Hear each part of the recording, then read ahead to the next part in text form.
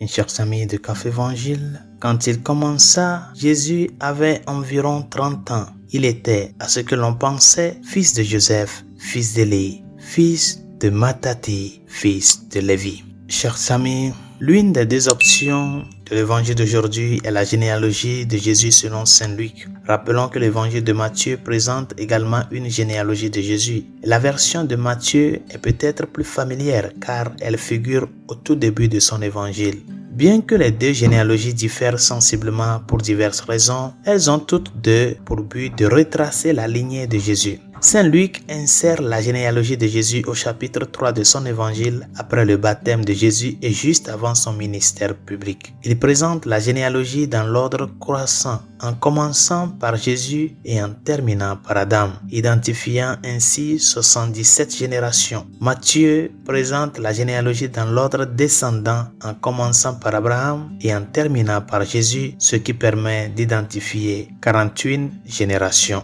Saint Augustin, commentant la généalogie de Luc, souligne que Saint Luc identifie 77 générations parce que Jésus déclare que nous devons pardonner 77 fois. En outre, comme Jésus venait d'entrer dans les eaux du baptême, Saint Augustin y voit une manière de dire que le sacrement du baptême offre à tous les hommes de tous les temps le don illimité du pardon des péchés. Chers amis, l'une des réflexions les plus importantes que nous pouvons tirer de l'une ou l'autre généalogie de Jésus est peut-être le fait qu'il est venu nous offrir le don d'une vie nouvelle en tant que nouvel Adam. Le don du baptême est une façon de recommencer avec l'humanité déchue. Et dès notre création, nous avons péché. Adam et Ève ont péché et toutes les générations suivantes ont péché. Ainsi, dans le Christ, par le baptême, nous pouvons recommencer, naître à nouveau et être transformés de l'ordre naturel déchu à l'ordre surnaturel de la grâce. Nous célébrerons demain l'Épiphanie et après la fête du baptême de notre Seigneur.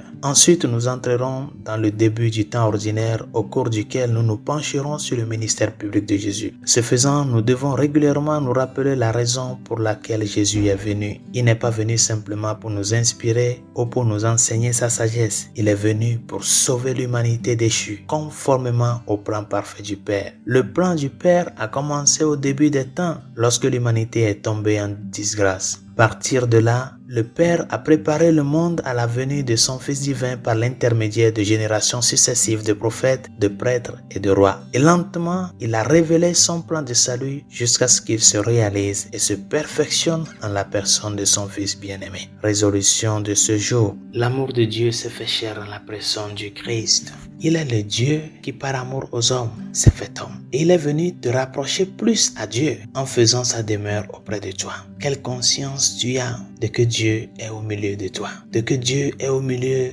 de nous, de notre société, de notre monde. Quelle conscience tu as de sa présence, Dieu au milieu des hommes. Que cette conscience t'amène à grandir dans l'espérance, à grandir dans la foi en ce Dieu qui s'est fait visible en la personne de son Fils. Et ne l'oublie pas, il est au milieu de nous pour que tu puisses, à travers lui, parvenir à la sainteté, à l'union avec Dieu le Père. Bonne journée, Dieu vous bénisse.